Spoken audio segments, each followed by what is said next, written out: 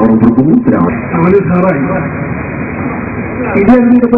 ഈ രണ്ട് സമസ്തയിൽപ്പെട്ട ഒരു സമസ്തയുടെ നേതാവാണ് ഇസ്ലാം മത വിദ്യാഭ്യാസ ബോർഡിന്റെ മഹാനായ മണ്ണാർക്കാട്ടുകാരനാണ്. ആ നേരത്തെ അയാളുണ്ടാവുന്ന പെട്ടെന്ന് ചോദിച്ചാൽ മണ്ണാർക്കാട്ടുകാരനാണ്. ഇസ്ലാം മത വിദ്യാഭ്യാസ ബോർഡിന്റെ ഒരു ഉന്നതമായ പദവി അലങ്കരിക്കുന്നു. നിങ്ങൾ ഏത് വിഭാഗമാണെങ്കിലും ശരി, സമസ്തയുടെ ഔദ്യോഗികമായിട്ടൊരു തീരുമാനം ഉണ്ടോ? നേർച്ചകൾ വരാൻ പോവാ അടുത്ത മാസം മുതലേ. നിങ്ങൾ പറഞ്ഞ സാഹിബ് പറഞ്ഞോടെ 99% ഔദ്യോഗികമായിട്ടൊന്ന് മഹല്ലുകളിൽ ഇറങ്ങിയിട്ട് പരിവർത്തനം നടത്തിക്കൂടെ? എന്നിട്ട് പിന്നെ നേർച്ചനങ്ങൾ പിന്നെ എന്തിനാതാക്കണേ? അനാചാരങ്ങൾ തന്നെയല്ലേ അതിൽ നടക്കണേ? അന്ന് മാത്രമല്ല, സിവിലിൽ പോയിട്ട് എത്ര ആളാന്ന് വെള്ളടിക്കണേ? എത്ര കള്ളുകുടിയന്മാരാണ് ബാങ്കിന്റെ മുമ്പിൽ വന്ന് ചാടുന്നത്, പള്ളി കോമ്പൗണ്ടിൽ മക്കാമിന്റെ മുന്നത്ത് വന്നിട്ട് ചാടുന്നത്? ഇതിനൊക്കെ അവസരം ഉണ്ടാക്കി കൊടുക്കണേ. നിങ്ങളുടെ ഈ മൃദുലമായ ഒരു നിലപാടാണ്. ശക്തമായ ഒരു തീരുമാനം എടുത്തിട്ട് ഉൽപ്പന്നമായ കേരള ജനതകൾക്കിടയിൽ ഇറങ്ങേണ്ട സമയം അതിക്രമിച്ചിരിക്കുന്നു. അപ്പോ പറഞ്ഞതിനാകത്തുക നേർച്ചയോടനുബന്ധിച്ച് പട്ടാമ്പി നേർച്ചയും മറ്റുമൊക്കെ കുറെ ആൾക്കാർ കള്ളു കുടിച്ച് ചാടുന്നുണ്ട്. അതിന്റെ ഉത്തരവാദിത്തം ഞങ്ങൾ ഏറ്റെടുക്കണം എന്നാണ് ഇപ്പൊ അയാൾ ആകെ പറഞ്ഞതിനാകത്തുക. അതാണിപ്പോ ആള് പറഞ്ഞു. എന്നാ ഞാൻ വേറൊന്ന് പറഞ്ഞോട്ടെ. നമ്മുടെ നാട്ടിൽ ഉത്സവങ്ങൾ പലതുണ്ട്, പൂരങ്ങളുണ്ട്. പല രാഷ്ട്രീയക്കാരുടെയും, മുസ്ലിമോ അമുസ്ലിമോ എന്ന് വ്യത്യാസമില്ല, പലരുടെയും പല പരിപാടി നടക്കുന്നുണ്ട്. അങ്ങനെ പല പരിപാടി നടക്കുമ്പോ അന്നുണ്ടല്ലോ ഈ കള്ള് ഷാപ്പിന്റെ മുമ്പിലും പച്ചയുടെ മുമ്പിലും കള്ളു കുടിച്ച് ചാടലും പിടിക്കലും ഒക്കെ ഉണ്ടല്ലോ. അതിന്റെ ഉത്തരവാദിത്തം നാം മുജാഹിദ് ഏറ്റെടുക്കട്ടെ. ഇതിനെ പറ്റി നമുക്ക് ചിന്തിക്കാം. അത് മുജാഹിദ് ഏറ്റെടുക്കും. നേരത്തെ മാത്രം ഞങ്ങളുടെ വേണ്ടി കെട്ടിയിരുന്ന ഈ വേറെ ലോകത്ത് കാണുന്ന ഈ കള്ളുടിന്റെ ഉത്തരവാദിത്തം ആരാ ഏറ്റെടുക്കുക? അപ്പൊ ലോകത്ത് പല കള്ളുടിയന്മാരും പലതും ചെയ്യുന്നുണ്ട്. അതുകൊണ്ട് അവർക്ക് സമസ്ത ഏറ്റെടുക്കൽ പറഞ്ഞാൽ സമസ്ത കേരള ജംഇയ്യത്തുൽ ഇസ്ലാമിന്റെ ശറഇന്റെ വിധി പറയാനേ കഴിയുള്ളൂ.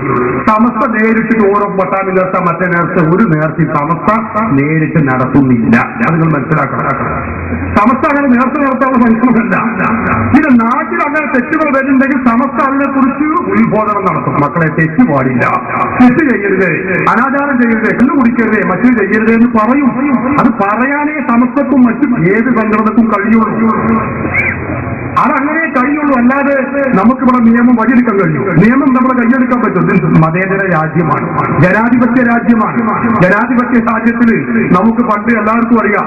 എന്റെ കുട്ടിക്കാലത്ത് തിരുവനന്തപുരത്ത് ഒരു അർദ്ധനി ഉണ്ടായിരുന്നു പണ്ട്. ഓർമ്മ ഉണ്ടോന്നാവും. അവിടെ നമ്മൾ തിരുവനന്തപുരം ബീവാപ്പള്ളി മഹലിലൊന്ന് ശരിയത്ത് നടപ്പാക്കിയതാ. കഥ കഴിഞ്ഞില്ലേ ഹെഡടിയുടെ പോലെന്തായി എല്ലാവർക്കും അറിയാം. അപ്പൊ നമ്മുടെ ഇന്ത്യ രാജ്യത്ത് മതേതര രാജ്യമാണ്. ഇവിടെ നിയമം കൈയ്യിലെടുക്കാൻ കഴിയില്ല. ഇതിന്റെ മതവിധി പ്രഖ്യാപിക്കാനേ കഴിയുള്ളൂ. അത് സമസ്ത കേരള ജംഇയ്യത്തുൽ ഉലമയുടെ പണ്ഡിതന്മാർ, അഹ്ലുസുന്നയുടെ പണ്ഡിതന്മാർ എക്കാലത്തും പറഞ്ഞിട്ടുണ്ട്. നേരത്തെ റഹീം സാഹിബിന്റെ കഥ ഞങ്ങൾക്ക് പോലും അറിയാത്ത കഥയാണ് പറഞ്ഞത്. ആ കഥയാണ് ഇവർ പറഞ്ഞത്.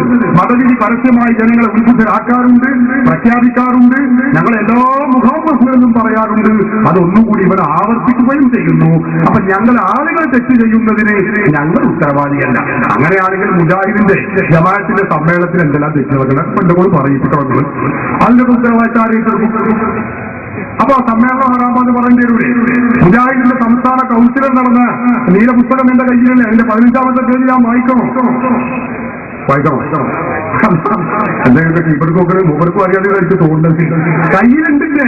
അത് വലിയ ജനസമയമില്ല. മുജാഹിദ് സംസ്ഥാന കൗൺസിൽ നടന്ന ഉളിക്കൽ ജാമിഅ സലഫിയയിൽ സംസ്ഥാന കൗൺസിൽ നടന്നപ്പോൾ ഞാൻ വായിച്ചതാ. ഞാൻ വേഗം ഞാൻ നമ്മളൊന്നും പറയണ്ട. നിങ്ങൾ ഖുർആൻ ഞങ്ങളൊരു പോയത്തക്കാർ ശരി തന്നെ.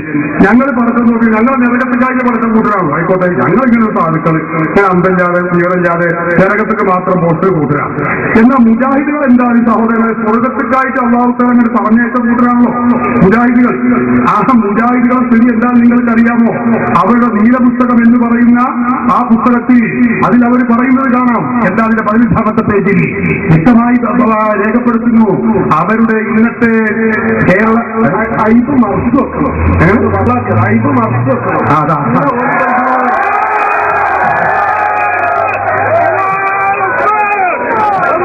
അപ്പോഴേ ഏതെങ്കിലും മുസ്ലിങ്ങൾ നേർച്ചയുടെ പേരിൽ വല്ല വേണ്ടാത്തരം ചെയ്യുമെങ്കിൽ ആ അയ്പാണ് മറച്ചു വെച്ചെങ്കിൽ അങ്ങോട്ടും ഇങ്ങോട്ടും വേണ്ട. പൊന്നാരിക്കാരും ചാവക്കാട്ടരും പറഞ്ഞ മാതിരി അത് അങ്ങോട്ടും വേണ്ട, മറ്റത് ഇങ്ങോട്ടും വേണ്ട. മൗലവി പറഞ്ഞത് പൂരത്തിനെ പറ്റിയാണ്. പൂരം നടത്തുന്ന മുസ്ലിങ്ങളാണെന്ന് എല്ലാവർക്കും അറിയും. എന്നാൽ പട്ടാമ്പി നേർച്ച എന്ന പേരിൽ